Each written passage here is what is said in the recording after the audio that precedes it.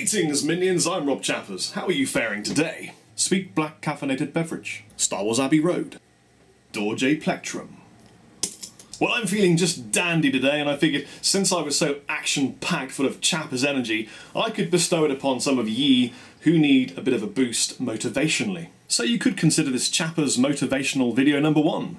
Feel better, or I'll scrape your face off like a plastic pirate. Rawr, rawr, rawr, rawr.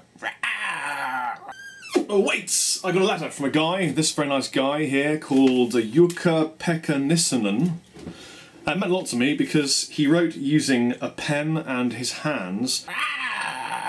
And it's not often you get, I get mail from a guy or a woman using a pen and a hand. So thank you, Jukka. It meant a lot to me, dude. I really, really appreciate it, and I promise to write you back. Let us commence with the motivational chat. So, why are we musicians? Ponderface. Why are we bothering to play guitar, bass, drums, clavicle, narwhal, horn? Why do we do it? There's a reason for it. And this reason is very important. It's key to understanding why we do what we do. Musicians are healers. You listen to music, it makes you feel happy, or it makes you cry and catharsize the shit inside you. It's a process of healing. Musicians have always been used in every culture you can find to aid the healing process of someone. Everyone knows that, really, don't you? So we join our brothers, our forefathers and spiritual ancestors on the quest to heal people via the power of musical magic. Here's the weird thing. Science doesn't really know why we feel anything when we listen to music. It just seems to be that way. It seems pretty obvious to me why we do anyway. So, you should feel really proud of yourselves. It's a really good thing to do, you know. You're trying to help your fellow man. Wait, that's the telephone. It's Andy McCreath, my amazing video man. Hello, Andy McCreath. So you should feel really good about that, helping your fellow man with your music, making a difference to the world, healing people, making them feel just incredible via the medium of your awesome tunes. Now I have something to show you that's quite important to me. It's something that I've kept hold of, and it's changed the way I view everything I do. No, that's not it. It's a special thing. It's kept. That's not it. Here it is. It's £5. It's a 5 English pound note, but no ordinary £5 note. No, this £5 note has written on it. I don't know if you can see this. November 2002, almost 10 years ago, and that is my signature, and this is the signature of the singer I used at the time, called Tom. The first ever gig that I played was in a town called Bradford upon Avon in Wiltshire, in a venue called the George. And the George is one of those classic old-time venues with a big pillar in the middle, you know, the kind that really annoy you when you're playing live. And Tom and I booked we didn't book a gig, we turned up with a guitar and him singing, and we did Living on a Prayer by Bon Jovi, and we did Sweet Child of Mine, and a song called White Rose that I'd just written them. And this gig was, I mean, it's pretty funny really, we had about 5 people in the audience, including his parents, the singer's parents. And we did a really good job. The owner was very impressed. We sounded pretty good. I mean, I was a pretty good player, Tom was a pretty good singer, and they loved it. And we each received for our work a shiny £5 note. You might think, well, that's shit, Chappers, great. Well, the thing is, it meant a lot to me. It was the first time I'd been paid for making music, and it really hit me in my heart place, here somewhere. So I kept hold of it. And whenever I'm feeling down and I think I'm not making progress, I'm not developing, I'm not doing good enough, I get my £5, or I remember my £5 note, and I think, my God, 10 years ago, I was earning £10 playing to a room full of 5 people, and now I'm playing, tours and selling out venues, and I have a guitar company and a record label and an amazing band called Dorje, and it's just a completely different world. So here's the thing, musicians tend to live in their minds in the future. They're always thinking about the next gig, are they going to get signed, who's going to be at the venue, the next amplifier. They're not thinking about where they are now, and very seldomly do they think about the past and where they've been. So keeping hold of my initial £5 worth of profit gave me a ticket to look back into the past and realise where I'd come from and therefore what I'd accomplished. Here's a task for you right now.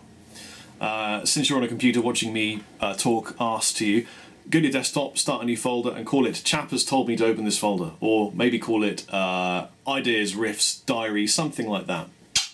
And what you're going to do is every week I want you to write up a little Word document, or better still, shoot a video and just tell the camera what you've done. For example, hi camera, it's Chappers. Today I played some acoustic guitar, made some fried eggs and some coconut oil, made myself an amazing coffee, and then I made a video about motivation.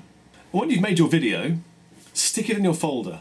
And then every so often when you're feeling down, undermotivated, no energy, you know, you're just in bed thinking, I can't be arsed, nothing is progressing, I may as well go and get a job at the nearest evil beef clown joint.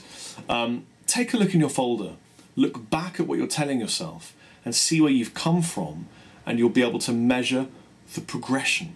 Something else that can really help to motivate a musician is to always keep handy a brand new pile of socks, freshly plucked from your nearest sock vending area.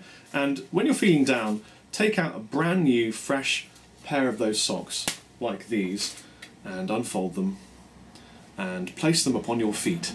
And the feeling of the bright, new, fresh, crisp socks will help to motivate you.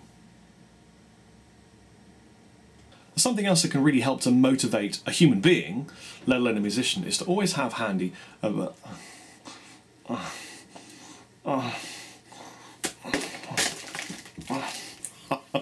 wires. Seriously though, don't take yourself too seriously. We're in the music industry. We're not in accounting. Have I got chocolate on my face? Yeah. Awesome. We're musicians. And taking yourself seriously is it's a real issue. Take your music seriously. Take your craft seriously. But have a laugh. Don't worry about anything. It's not worth it, which is why I tend to wear Captain America pyjama bottoms. I digress. When can you play your instrument? That's going to sound like a bit of a strange question, but trust me, there's a reason for it. A lot of people don't seem to realise when they can play an instrument. And what they do is they get stuck in this continual pursuit of perfect technique, continually refining and trying to get faster and faster and quicker, and you know, I want sweepier sweeps and bendier bends, and they can already play. And I'm thinking, look, if you're in a genre, say you're in the genre of blues, can you play 3 or 4 great blues tunes all the way through without any problems? If you can do that, you can play your instrument. Tick a box, well done, congratulations. Chappers bestows upon you his gratitude for being someone that can play an instrument. You don't need to continuously push and push and push at becoming the best technician there is. It's a pointless pursuit of, and a lot of people get in this mindset, especially fusion-y instrumentalists, get stuck in the mindset where they think, if I can get the perfect technique, I'll have made it. And they miss the point entirely. Once you can play an instrument, the task at hand, and the whole point we started learning, was to write amazing music. Yes, join your brethren and spiritual leaders ahead of you and contribute to society musically. And the thing is, when you've written a piece of music and you've got this tangible thing you can put in a folder and you can send to people and you can put on iTunes and you can sell it and you can share it, you physically made something that you can be proud of. And being proud of your music is such an amazing feeling. You know, I've just finished recording an EP. I think the tunes sound fantastic, and I feel really accomplished having created something. Musicians are creative, aspirational beings. They need that continual process of making things. If you're not in a mindset of trying to make music, you will become depressed, undermotivated, and generally have a boring life. So my recommendation for ultimate motivation after coffee, brand new socks, and cookies is to write music as much as you can. And don't worry so much about it being perfect, just write the songs and get them out there. You see, practicing an instrument is like this. If this is your level of complete beginnerness, and this is a practice session doing an uppercut type situation, You reach an ability and then it sort of sits down at a base level. And every practice session it comes up and up and up until your base level is fairly high and you can maintain a good ability without lots of practice all the time. Now, that's great. You've done it. You can play, you've got the technique down. Now it's time to write the music that people listen to and they go, fuck yes! That made me feel amazing. I'm going to invest some financial monies into this person's music. Another way to really help motivate musicians is to give them free guitars. Now this is the beautiful Chapman Guitars ML1 Dorje Relic. And this is a stock original Chapman Guitar ML1 from the first ever run that helped to seed my wonderful guitar company, Chapman Guitars. If you've got an original ML1, don't give them away, don't sell them, keep hold of them because they're special guitars. You know, they are the origin of what I do now. This was customised by James Hutchinson. Now, if you don't know who James Hutchinson is, go Facebook him, go check him out on YouTube. He is without a doubt one of the most amazing artists out there. I mean, this may look like metal, but this is actually carved into the wood with his bare paws. He does an amazing job customising his guitars, and it was an honour to work with the guy. So I ran a competition months and months and months ago to give this away, and unfortunately, due to some unforeseen circumstances, I had to pull the competition down. It still ran, and I kept my beady eye on the people that entered and have chosen a winner, and I shall be telling you who wins right now. But we had some absolutely incredible entrants. I mean, there was a guy that did like a unicorn guitar, which I just thought was incredible. And you can see the unicorn guitar here. We had a guy called Charlie Jordan who came up with his own unique take on a flying V, which I thought was really cool. Had some interesting ergonomic carvings, interesting shape, great take on the classic concept of a V, which you can find here. A dude came up with the Angel Ghost Fret, one of my favourites. Had some nice new bits including LEDs, which you can see here. Wow. Sabers Honning came up with a guitar that he'd made himself by hand out of wood, tree wood to be specific, which you can find here. I thought that was a very nice design. But the winner in my eyes, and he only could have won, was the guy that came up with something that I think was amusing, but actually, despite the fact that it's kind of comical, I would absolutely play the crap out of this guitar on stage, especially if it was relicked. And it was the banana guitar, which you'll find right here. So congratulations, banana guitar dude. You just won yourself an original guitar, Chapman ML1 Dorje Relic. And this guitar is really special to me because I named my band Dorje after the Dorje Relic. By the way, Dorje is a Tibetan word. A Dorje is a device used by the Lama, and it means thunderbolt of enlightenment. Although it turns out that in Arabic it also means boredom to the point of depression. But we'll forget about that. Well, I hope you found this motivational video vaguely motivating. If you didn't try this, you could always get some lovely picks from Gravity, who make lovely picks. And they're lots of nice, big, thick, colourful shapes.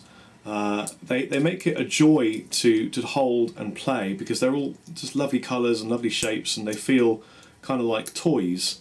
There's something about them that I kind of like. I can't put my finger on it, but anyway, they kind of help motivate me. Retail therapy often helps, you know, as long as it isn't too much money. Also, Orange make these orange guitar cables, which are so orange and so crispy and so lovely that you just can't help but feel kind of nice holding one. They smell good too. Well, if that didn't help motivate you, I don't know what would. Although maybe a montage of motivated type sounds. Yay! Alright! Yeah! And if that didn't help, maybe a telecommunicatory telepathic message from my mind to yours.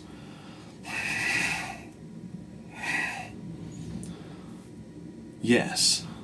I've been Rob Chappers. You guys take it easy, stay motivated, and if you've got any comments or ideas to help motivate other musicians, leave them in the comment section below my fingers here, and help your fellow man dominate the universe and wipe out the evils of shit music. Take it easy. Chappers out.